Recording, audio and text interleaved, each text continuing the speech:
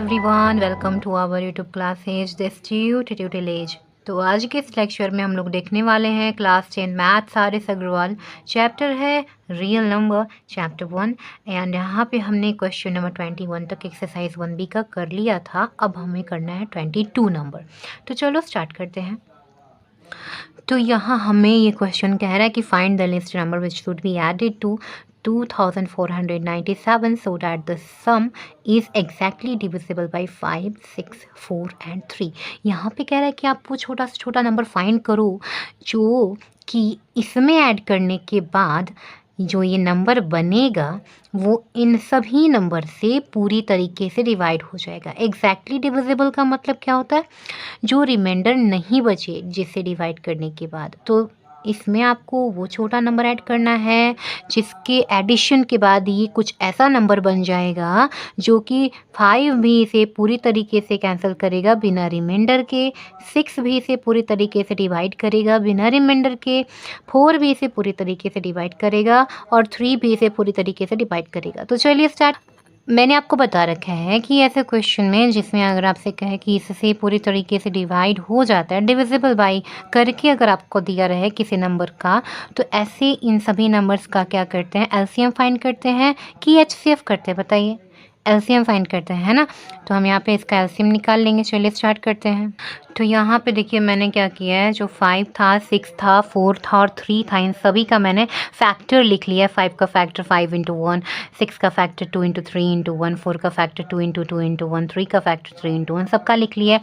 अब इसमें देखो जो ये 2 है ये इन दोनों में आता है, दोनों में कॉमन है, तो आप एलसीएम में क्या लिखोगे, एक बार ही 2 लिखो। और फिर जो 2 रह गया है, ये जैसे रह गया, ये तो देखो ये दोनों कॉमन चला गया था, इसको एक बार लिख दिया, जो नहीं है कॉमन उसको एक बार लिख दो। फिर इसके बाद ये देखो ये 3 यहाँ पे दोनों में कॉमन है, ये देखो इन दोनों में आता है, तो इसको एक बार ही लिखना। और जो ये 5 है, 5 को जो ये रह गया उसको लिख दो। और देखो ये जो 1 है तो सब में आ रहा है, तो इसको एक बार 1 भी लिख दो। 1 से मल्टीप्लाई करोगे तो सेम ही चीज़ आएगा। तो अब सबका मल्टीप्लिकेशन करा दो। 2 2 जा 4, 4 3 जा 12, 12 5 जा 60, 60 आपका क्या आ जाएगा, एलसीएम हो जाएगा। तो अब यहाँ पे आपको क्या करना है, आपका जो भी एलसीएम आया है उससे आप उस नंबर में डिवाइड कराओ।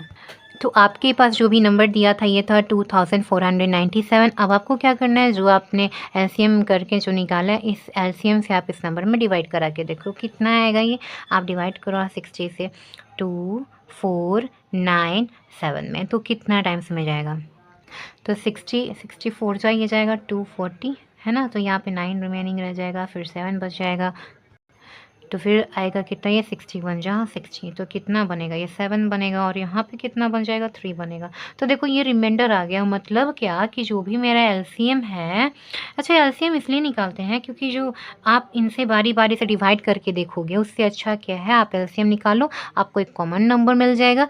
आपने इन सबसे बारी बारी से डिवाइड कराया या आपने इसके एलसीएम से डिवाइड कराया, बात सेम है, ठीक है। तो हमें एलसीएम निकाल के डिवाइड करा देते हैं। तो देखिए रिमाइंडर रह गया। मतलब क्या कि ये इनसे आप जब डिवाइड कराओगे तो इन सभी नंबर से, तो कहीं ना कहीं आपका किसी में रिमाइंडर रह जाएगा, है ना।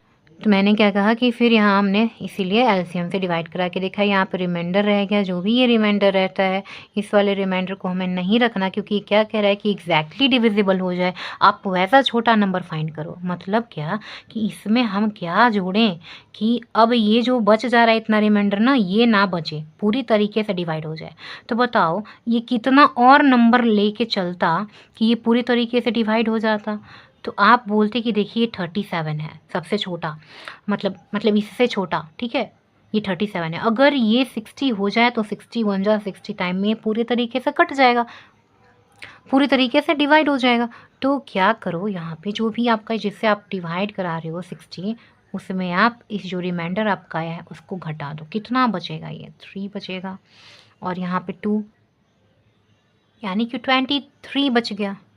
मतलब क्या कि 23 बचा, जो भी आप जैसे डिवाइड करा रहे थे उसमें जो रिमाइंडर आपका बचा उसको घटा दो, सब्ट्रैक्ट करा दो, तो जो बचेगा वो आपका क्या बचेगा, आंसर ही ये वाला। मतलब क्या, देखो अब ध्यान से देखना, अब ये तो आपका आंसर हो गया, बट कैसे, तो देखो ये ही ना आपका नंबर था, इसमें अगर आपने 23 का ऐड करा दिया तो ये नंबर कितना बन जाएगा,